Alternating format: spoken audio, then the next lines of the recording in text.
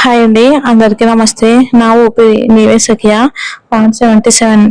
ఆర్య గారు చాలా తీరిక లేకుండా ఉంటారు. మనం ఆయన సమయాన్ని ఇంకా వృధా చేయొద్దు, సరేనా అని అంజలి బన్నీకు సలహా ఇచ్చింది. కానీ ఆమె నిరాశకు గురయ్యేలా ఆర్య అప్పటికే బన్నీని ఎత్తుకున్నాడు. నేను తీరిక లేకుండా లేను, మనం ఇంకా ఆడుకోవచ్చు హా అంటూ బన్నీ ఆనందంగా తన చేతిలో నారీ మెడ చుట్టూ వేసి ఆమె వైపుకు తిరిగి, అమ్మా మనం కలిసి ఆడుకుందాం అన్నాడు. ఆమెకు విసుగ్గా ఉన్న ఒక్క నిట్టూర్పుతో, అయితే నేను కాసేపు అలా తిరిగి వస్తాను, మీరిద్దరూ ఆడుకోండి, కాసేపట్లో వస్తాను అని చెప్పింది. ఈ తేలికపాటి వ్యాయామం తిన్నది అరగడానికి సహాయపడుతుందని ఆశిస్తూ అంజలి వాళ్ళ వాడి చుట్టూ నడవడానికని వెళ్ళింది. అలా చూస్తూ ఉండగానే రాత్రి 9 అయింది. ఆమె తిరిగి వ్యాయామం చేసే ప్రదేశానికి వచ్చేసరికి ఈసారి తన కొడుకు ఉయ్యాల మీద ఉన్నాడు. ఆర్య ఇంకా అతను ఊబుతూనే ఉండడంతో ఆమె అక్కడికి వెళ్ళి, బన్నీ మనం స్నానం చేయడానికి వెళ్ళాలి, రేపు నీకు స్కూల్ ఉంది అని కాస్త గట్టిగానే అంది. తల్లి గొంతులోని మాటను గ్రహించిన బన్నీ సరే అని తలూపాడు. సరే ఇంటికి వెళ్దాం పదండి. అంజలి ఆర్య వైపుకు చూసి, మీరు ముందుగా ఇంటికి వెళ్ళండి అని అడిగింది. నా బండి తాళాలు ఇంకా మీ ఇంట్లోనే ఉన్నాయి, దానికి తోడు నాకు కాస్త నీళ్లు కూడా తాగాలని ఉంది అంటూ అతను ఆమె ఇంటికి తిరిగి రావాలని సూచించాడు. ఆ మాటతో ఆమె కనుబొమ్మలు ముడివేసింది. అతను ఎప్పుడూ వెళ్ళిపోతాడని ఆమె అనుకుంది. ఇంటికి తిరిగి వచ్చాక అంజలి తన కొడుకు చెమటతో తడిసిన శరీరాన్ని చూసి అతనికి వెంటనే స్నానం చేయించాలని డిసైడ్ అయ్యింది.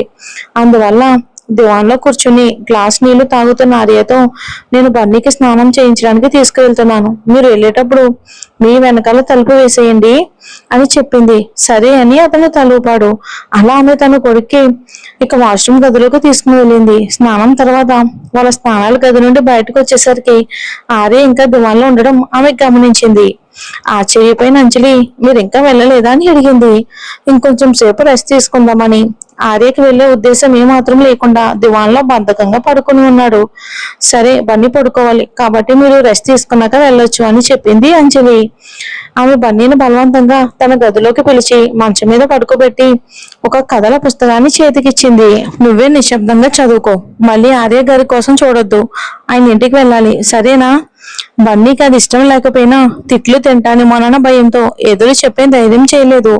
అతని జుట్టును నిమిరి ఒక ముద్దు పెట్టిన తర్వాత అంజలి లేచి గది నుండి బయటకు వచ్చింది. బయటికి రాగానే దివాన్లో ఆర్య లేకపోవటం చూసి ఆమె ఊపిరి పీల్చుకోకుండా ఉండలేకపోయింది. అమ్మయ్య, ఆఖరికి వెళ్ళిపోయాడు. తన కొడుకు మురికి బట్టలు ఇంకా స్నానాల గదిలోనే ఉన్నాయని గుర్తుకు రావడంతో వాటిని బట్టలు ఉతికి మిషన్లో వేయాలని అనుకుంటూ ఆ గది తలుపు గడియ పెట్టింది. అయితే ఆమె ఒక్క అడుగు లోపల పెట్టగానే తన ఎదురుగా ఒక మగాడు వాష్రూమ్ గిన్నె ముందు నిలబడి ఉండటం చూసింది.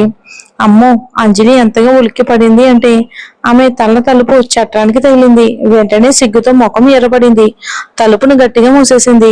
అయ్యో, అతను వెళ్ళిపోగా ఇంత ఇబ్బందికరమైన పని చేస్తూ ఉండగా తను చూసింది. అతని వీపు ఆమె వైపుకు ఉన్నప్పటికీ ఆమె బుర్ర ఖాళీ అయిపోయింది. సిగ్గుతో ముఖం ఎర్రబడింది. అదే సమయంలో అతను వాష్రూమ్ నుండి బయటకు వచ్చి దివాన్లో తల పట్టుకుని కూర్చున్న ఆమె వైపుకు చూశాడు. బాధగా నొప్పిగా ఉందా అని మెల్లగా అడిగాడు. మీరు ఇంకా ఎక్కడ ఎందుకున్నారు? అంజలి నిజంగా విసిగెత్తిపోయింది. నేను వెళ్ళిపోవాలని మీరు అంతగా కోరుకుంటున్నారా?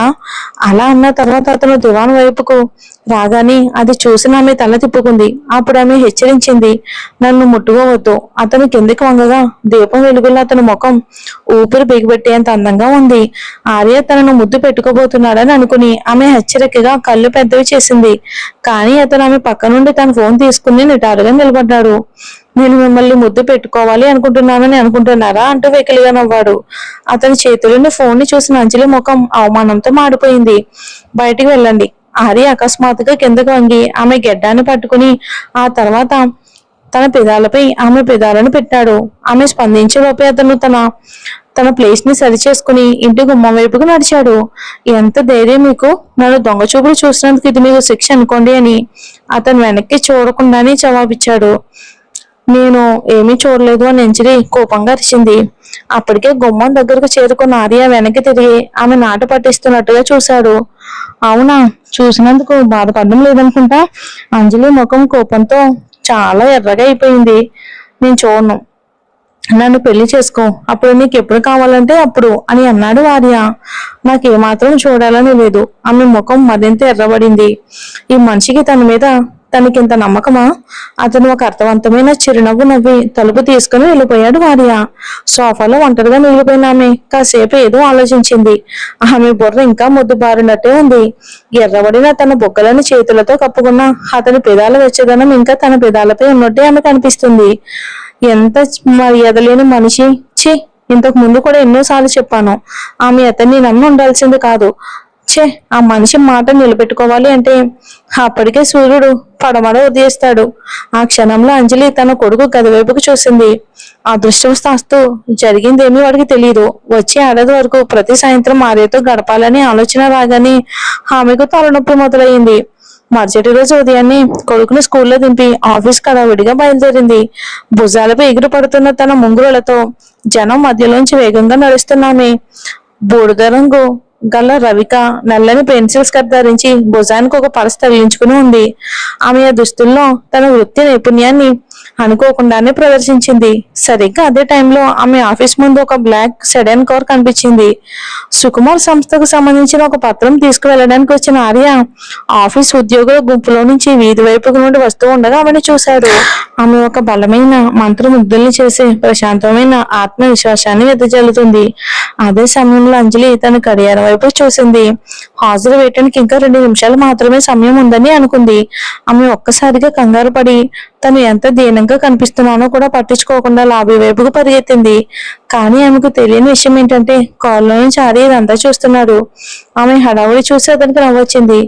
గతంలో తన లాంటి ఒక మహిళ ఉందని కూడా అతనికి తెలియదు. ఆమె ప్రత్యేకంగా అద్భుతంగా లేదా మొహం పెట్టేలా లేదు. కానీ ఆమెలో ఏదో ఒక ఆకర్షణ అతన్ని పిచ్చివాణ్ణి చేస్తుంది. అందుకే ఆమెను అలా చూస్తూ దొంగ చూపులు చూసేవాడు అనిపించుకోవడానికి కూడా అతను సిద్ధపడ్డాడు. చివరి నిమిషంలో ఆమె హాజరు వేయగలిగింది. ఆకుపచ్చ లైట్ వెలగడం చూసి పనికి సరిగ్గా సమయానికి వచ్చానని ఇక ఆనందంతో ముఖంలో చిరునవ్వు వచ్చింది. అంజలి తన ఆఫీసులోకి ప్రవేశించిన తర్వాత రాధిక తన కాఫీ కప్పుతో ఆమె దగ్గరికి వచ్చింది. అంజలి గారు, ఈ రోజు మీరు ఒక క్లయింట్ ను కలవబోతున్నారు. ఏదైనా సామాగ్రి సిద్ధం చేయాలా? ఈ రోజు లయని కలవాలనే విషయం వెంటనే గుర్తుకు రావడంతో అంజలి తన క్యాబిన్ దగ్గరకు వెళ్లి కొన్ని పత్రాలు తీసి టేబుల్ మీద పెట్టింది. నేను మీతో పాటు రావాలి అంజలి గారు అని అడిగింది రాధిక. అంజలి చిరునవ్వుతో తల అడ్డంగా ఊపింది. అవసరం లేదు, ముందు నేను పరిస్థితిని అర్థం చేసుకుంటాను, మరోసారి నేను తీసుకెళ్తాను. ఎందుకంటే లయ కేవలం ఆమెను ఇబ్బంది పెట్టడానికి ప్రయత్నిస్తుంది. ఒకవేళ రాధికని తనతో తీసుకెళ్తే తనతో పాటు రాధిక కూడా అవమానపడాల్సి వస్తుంది. కాబట్టి ఒత్తిడిని తన ఒక్కతే తట్టుకోవటం మంచిది. అంజలి ఉదయం 10 గంటల ప్రాంతంలో లయకి ఫోన్ చేసింది. అవతల వైపు నుండి లయ గొంతు వినిపించింది. ఇప్పుడా నా కోసం చూడటం అంజలి గారు? మీ పనిలో సామర్థ్యం ఇంతకంటే మెరుగ్గా ఉండాలి కదా. క్షమించండి, నేను వెంటనే వస్తాను. ఎక్కడ కలవాలనుకుంటున్నారు? నేను అడ్రస్ ఇస్తాను, నువ్వు వచ్చేసాయి అని కావాలని అసహనం చూపిస్తూ కొనికింది లయ. కొద్దిసేపటికి అంజలికు అడ్రస్ వచ్చింది. ఆమె తన ఫోన్ లో ప్రదేశాన్ని టైప్ చేసి కిందకి వెళ్లి ఒక క్యాబ్ పిలిచి ఆ ప్రదేశానికి బయలుదేరింది. దారిలో ఆమె ఒక్క క్షణం పరధ్యానంలోకి వెళ్లి ఆర్య గురించి ఆలోచించకుండా ఉండలేకపోయింది. అతను తన కొడుకుతో గడిపిన దృశ్యాలు ఆమె మనసులో మెదిలాయి. ఈ ఉదయం బన్నీని స్కూల్లో దింపేటప్పుడు వాడు ఎంతో ఆశగా, అమ్మా, ఈ రాత్రికి ఆర్య అంకుల్ మన ఇంటికి భోజనానికి వస్తారా అని అడిగాడు. కొడుకుని సంధాయించడానికి అంజలి అవును అని సమాధానం ఇచ్చింది. ఆమె సమాధానానికి బన్నీ సంతోషంగా గెంతులు వేయటం చూసి ఈ సాయంత్రం ఆర్య ఖాళీగా ఉండి రావాలని ఆమె మనసులోనే కోరుకుంది. అంజలి నిట్టూర్చింది. ఈ మధ్య నాకేమవుతుంది? నా ఆలోచనలని ఎందుకు ఈ మనిషి చుట్టూనే తిరుగుతున్నాయి? అంతలో క్యాబ్ డ్రైవర్ వచ్చేసా మేడం అని చెప్పాడు. ఆమె తల పైకెత్తి కిటికీలో నుంచి చూడగా ఒక ఆహ్లాదకరమైన కేక్ బోర్డు కనిపించింది. ఆమె డ్రైవర్ కి డబ్బులు ఇచ్చి కారు దిగింది. లాబీలోకి ప్రవేశించగానే ఆమెకు ఒక కేక్ పై అంతస్తులో ఉందని అర్థమైంది. ఆమె నిస్సహాయంగా లిఫ్ట్ లోకి వెళ్లి పై అంతస్తుకు చేరుకుంది. ఆ కాఫీ షాప్ కేవలం డబ్బులున్న వాళ్ళు మాత్రమే వెళ్ళగలే రకం. తన లాంటి వాళ్ళకు మామూలు రోజుల్లో స్టార్ బాక్స్ లో కాఫీ తాగడమే ఒక పెద్ద విలాసం. మరి చూద్దాం లయ ఏం చేస్తుందో ఏంటో.